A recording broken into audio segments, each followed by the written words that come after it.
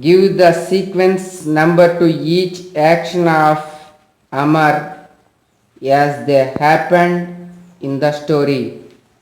Amar saw his mother making breakfast in the kitchen.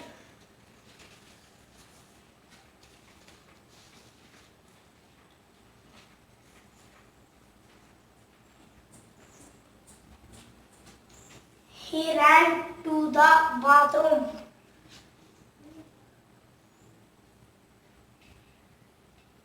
He did not comb his hair.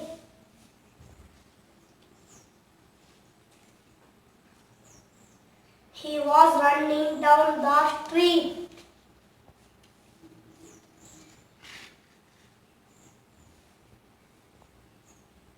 Soon a taxi came and he got into it.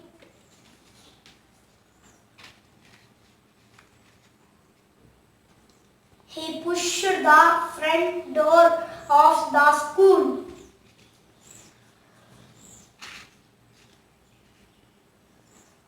He walked back home and went to bed.